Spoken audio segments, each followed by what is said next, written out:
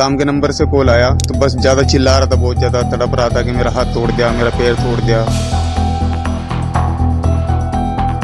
Call चला है 51 minute तक, लेकिन सद्दाम की आवाज़ 20 मिनट तक ही आई है।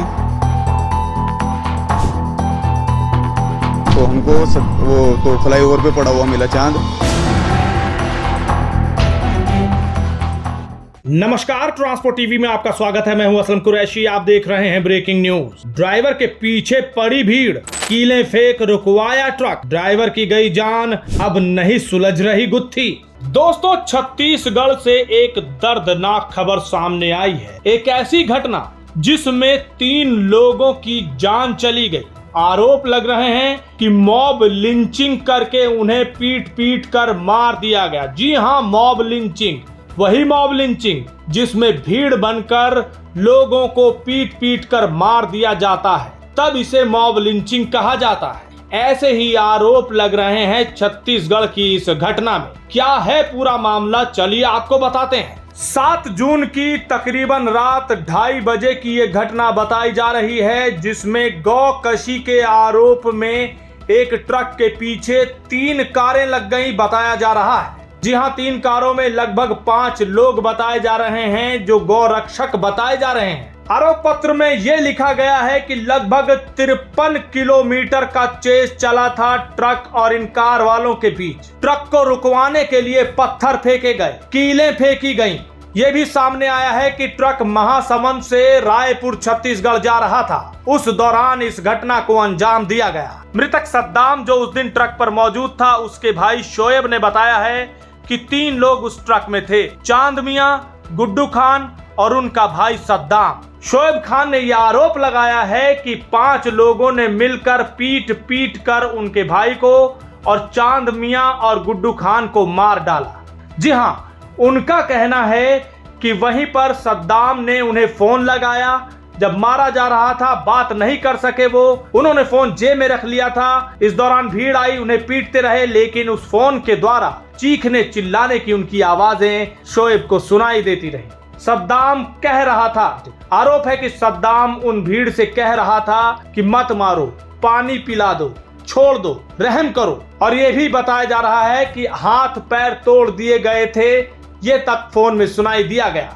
आरोप है कि चांद मियां और गुड्डू खान को तो वहीं पीट पीट कर मार दिया गया, लेकिन सद्दाम ने इस वारदात की 11 दिन बाद अस्पताल में अपना दम तोड़ा। यानी कि तीनों लोग जो उस दिन निकले थे, अपने घर नहीं पहुंच पाए, मॉब लिंचिंग का शिकार हो गए, ये आरोप लग रहे हैं। बताया जा रहा है कि शुरुआत में एफआईआर दर्ज की गई, कई धाराएं लगाई गई थी, लेकिन अब पुलिस ने मामला पलट दिया है सद्दाम की मौत के बाद। जी हां, वही एक चश्मदीद बचा था इन तीनों में से, जिसने 11 दिन बाद अपना दम तोड़ दिया। और इसके बाद पुलिस ने चार्जशीट दाखिल की है, जिसमें यह लिखा गया है कि मॉब लिंचिंग नहीं हुई थी। इन तीनों ने महानदी पुल से कूदकर अपनी जान दे दी। अब पुलिस वालों की इस बात में कितनी सच्चाई है, ये तो जांच का विषय है। बाद में अदालत ही इस रात से पर्दा उठाएगी कि क्या हुआ था और क्या क्या वहां हुआ था, वो भी बताएंगे। आगे बढ़ने से पहले आपको बता दें, ट्रांसपोर्ट टीवी आपके लिए लाया है ट्रांसपोर्ट मॉल से बीमा करवाने पर 5 लाख का एक्सीडेंटल बीमा फ्री। अधिक जानकारी के लिए अभी व्हाट्सएप करें 90 831 90 831 पर। जैसा कि हमने बताया कि पहले कई धाराओं के तहत एफआईआर दर्ज की गई थी, लेकिन चार्जशीट जब दाखिल हुई और उसके बाद जब गिरफ्तारी हुई, तो मात्र एक धारा 304 के तहत इन लोगों को, यानी 5 लोगों को गिरफ्तार किया गया है। अब उन पर अटेम्प्ट टू मर्डर का केस लगाया गया है, मॉब लिंचिंग का बिल्कुल नहीं, क्योंकि चार्जशीट में उन्होंने कह दिया है कि ये मॉब लिंचिंग नहीं थी। अब यहाँ पर कई सवाल उठते हैं। मृतक सद्दाम के भाई के जो आरोप है वो संगीन है। उन्होंने फोन पर ये बात की, उन्होंने बताया। पुलिस वाले पल्ला झाड़ते हुए ये आरोप हटा रहे हैं। आखिर अब ये सवाल बनता है कि ये मॉब लिंचिंग थी या नहीं। क्या कहीं कोई बचाव की कोशिश की जा रही है? क्योंकि आरोप जो लग रहे हैं पुलिस वालों पर वो यही है। ऐसा ही मामला 2018 में उत्तर प्रदेश में हुआ था, जहां पर बहुत हल्की धाराएं लगाकर इस मामले को रफा दफा कर दिया गया था। बताया जा रहा था कि बाइक से एक्सीडेंट हुआ था, पुलिस ने ऐसा मामला दर्ज किया था। लेकिन मार्च 2024 में जब फैसला आया तो उनकी पोल खुल पाई कि नहीं, बात तो कुछ और थी।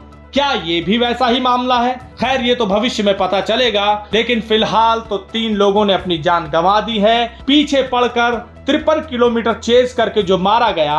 अब सोचने वाली बात यह है कि अगर वो पुल से कूदे भी थे 3 लोग तो किसकी वजह से?